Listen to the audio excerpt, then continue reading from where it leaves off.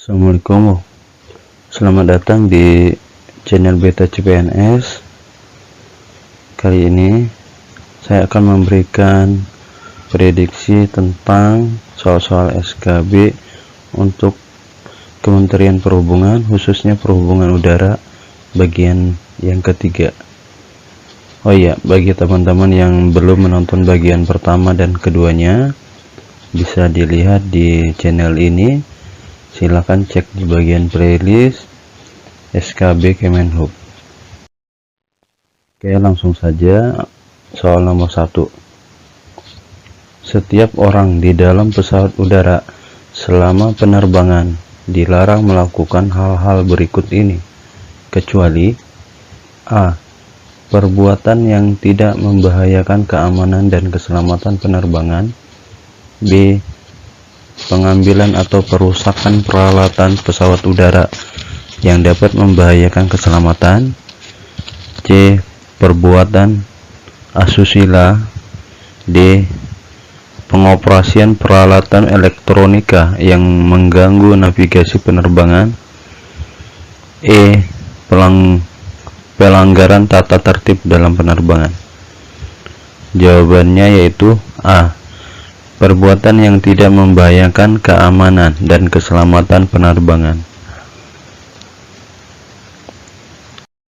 Selanjutnya, soal nomor 2. Menurut Undang-Undang RI Nomor 1 Tahun 2009 tentang penerbangan, setiap personil pesawat udara wajib memiliki lisensi atau sertifikat kompetensi yang diberikan oleh Menteri setelah memenuhi persyaratan berikut ini, kecuali A. Administratif. B. Sehat jasmani dan rohani. C. Memiliki sertifikat kompetensi di bidangnya.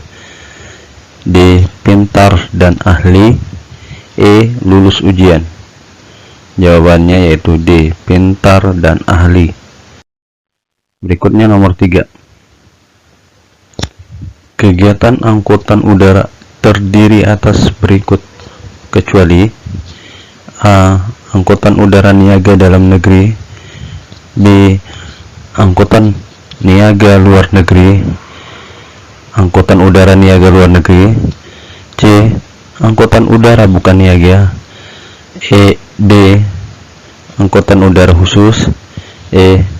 Angkutan udara niaga berjadwal dan tidak berjadwal. Jawabannya yaitu D. Angkutan udara khusus. Berikutnya nomor 4. Angkutan udara niaga berjadwal dalam negeri hanya dapat dilakukan oleh Badan Usaha Angkutan Udara Nasional yang telah mendapat izin usaha angkutan udara niaga berjadwal dan dalam keadaan tertentu atau bersifat sementara dapat melakukan kegiatan angkutan udara niaga tidak berjadwal setelah mendapat persetujuan dari A. Menteri. B. Direktorat Jenderal. C. Direktorat Teknis terkait. D. Kepala Daerah. E. Presiden. Jawabannya yaitu A. Menteri. Selanjutnya nomor 5. Untuk mendapatkan izin usaha angkutan udara niaga setidaknya harus memenuhi persyaratan berikut, kecuali A. Akta pendirian perusahaan dan NPWP. B. Surat keterangan domisili. C. Tanda bukti modal yang disetor dan garansi bank. D. Jarak tempuh rute penerbangan. E. Rencana bisnis. Jawabannya yaitu D. Jarak tempuh rute penerbangan. Berikutnya nomor 6. Kegiatan angkutan udara bukan niaga dilakukan setelah memperoleh izin dari A. Presiden. B. Menteri. C. Direktorat Jenderal. D. Direktorat terkait. E. Kepala daerah. Jawabannya yaitu B. Menteri. Soal berikutnya, nomor 7. Badan Usaha Angkutan Udara Niaga Nasional dan perusahaan angkutan udara asing yang melakukan kegiatan angkutan udara ke dan dari wilayah Indonesia wajib menyerahkan data penumpang pra-kedatangan atau keberangkatan yang diserahkan sebelum kedatangan atau keberangkatan pesawat udara kepada petugas yang berwenang di bandar udara kedatangan atau keberangkatan di Indonesia. Data penumpang tersebut adalah sebagai berikut, kecuali A. Nama lengkap, jenis kelamin, dan tanggal lahir. B. Kewarganegaraan dan nomor paspor. C. Asal dan tujuan akhir penerbangan. D. Nomor kursi dan bagasi. E. Alamat penumpang. Jawabannya yaitu E. Alamat penumpang. Selanjutnya, nomor 8. Tarif penumpang pelayanan kelas ekonomi dihitung berdasarkan komponen berikut, kecuali A. Tarif jarak. B. Harga pesawat. C. Pajak. D. Iuran wajib asuransi. E. Biaya tuslah atau tambahan surcharge. Jawabannya B. Harga pesawat. Nomor 9. Penyandang cacat lanjut usia, anak-anak di bawah usia 12 tahun dan atau orang sakit berhak memperoleh pelayanan berupa perlakuan dan fasilitas khusus dari Badan Usaha Angkutan Udara Niaga paling sedikit meliputi berikut, kecuali A. Pemberian prioritas tambahan tempat duduk. B. Penyediaan fasilitas kemudahan untuk naik ke dan turun dari pesawat udara. C. Penyediaan fasilitas untuk penyandang cacat selama berada di pesawat udara. D. Penyediaan fasilitas untuk anak-anak selama berada di pesawat udara. E. Pemberian makanan ringan dan berat. Jawabannya yaitu E. Pemberian makanan ringan dan berat. Berikutnya nomor 10. Pengangkutan barang khusus dan berbahaya wajib memenuhi persyaratan keselamatan dan keamanan penerbangan. Barang-barang yang dimaksud adalah sebagai berikut, kecuali A. Bahan peledak, bahan perusak dan bahan radioaktif. B. Gas yang bertekanan dan barang pengoksidasi. C. Cairan dan bahan padat mudah menyala. D. Bahan beracun mudah menular, aerosol dan jeli. E. Bahan makanan kering. Jawabannya yaitu E. Bahan makanan kering. Berikutnya nomor 11. Berapa hari untuk pengajuan klaim atas kehilangan bagasi tercatat dapat diajukan oleh penumpang sejak tiba di tempat tujuan? A. 13 hari kalender. B. 14 hari kalender. C. 14 hari kalender terlampaui. D. 12 hari kalender. E. 11 hari kalender. Jawabannya yaitu E. 14 hari kalender terlampaui. Selanjutnya nomor 12. Menurut Undang-Undang RI nomor 1 tahun 2009 tentang penerbangan, bandar udara memiliki peran sebagai berikut, kecuali A. Simpul dalam jaringan transportasi sesuai dengan hierarkinya. B. Pintu gerbang kegiatan perekonomian. C. Tempat kegiatan alih moda transportasi. D. Pendorong dan pengunjung. D. Pendorong dan penunjang kegiatan industri dan atau perdagangan. E. Prasarana kebutuhan pokok masyarakat. Jawabannya yaitu E. Prasarana kebutuhan pokok masyarakat. Berikutnya nomor 13. Visi dari Kementerian Perhubungan Republik Indonesia adalah A. Mempertahankan tingkat jasa pelayanan sarana dan prasarana perhubungan. B.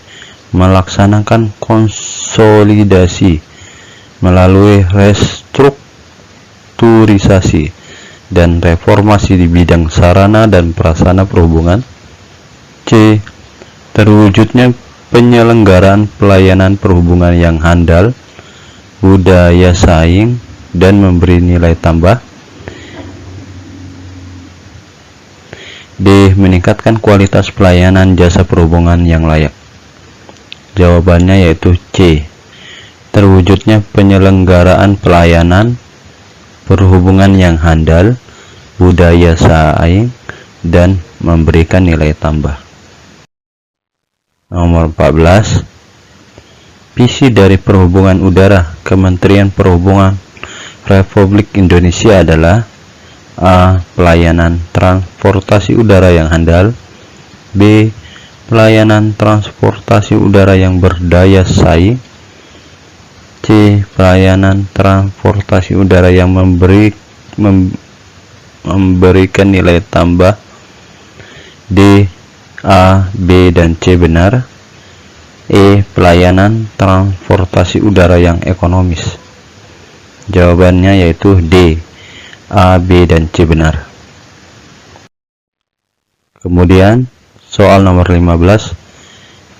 Diindikasikan oleh penyelenggaraan transportasi yang aman, selamat, nyaman, tepat waktu, terpelihara, mencukupi kebutuhan, menjangkau seluruh pelosok tanah air, serta mampu mendukung pembangunan nasional.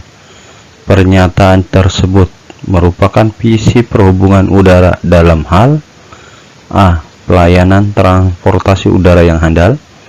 B. Pelayanan transportasi udara yang berdaya saing. C. Pelayanan transportasi udara yang memberikan nilai tambah. D. Pelayanan transportasi udara yang ekonomis. E. Pelayanan transportasi udara yang memadai. Jawabannya yaitu A. Pelayanan transportasi udara yang handal. Kemudian nomor 16.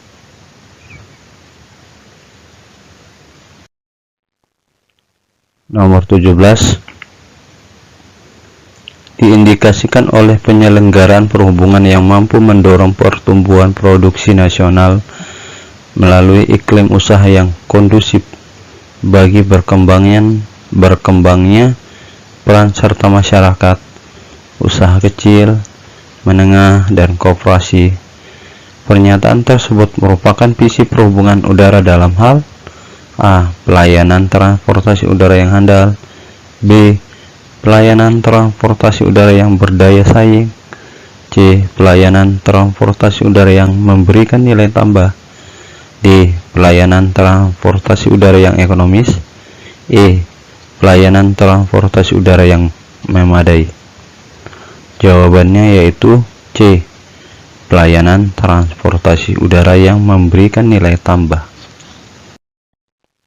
Selanjutnya nomor 18. Bongkar muat disebut juga dengan istilah A. Ground service. B. Ground loading. C. Overload. D. offload. E. Offload.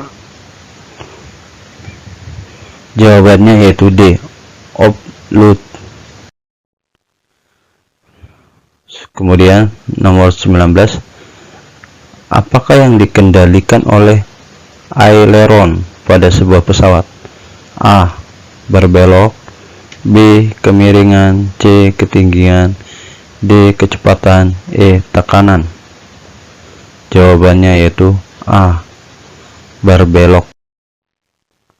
Nomor terakhir 20. Fungsi Direktorat Jenderal Perhubungan Udara berdasarkan Peraturan Menteri Perhubungan KM 60 tahun 2010 adalah sebagai berikut kecuali A. Penetapan peraturan lalu lintas perhubungan. B. Penyusunan norma, standar, prosedur dan kriteria di bidang perhubungan udara. C. Pelaksanaan administrasi Direktorat Jenderal Perhubungan Udara. D. Pelaksanaan kebijakan di bidang perhubungan udara. E. Pelaksanaan pengawasan transportasi udara. Jawabannya yaitu A. Penetapan peraturan lalu lintas perhubungan. Sekian materi kita hari ini. Terima kasih.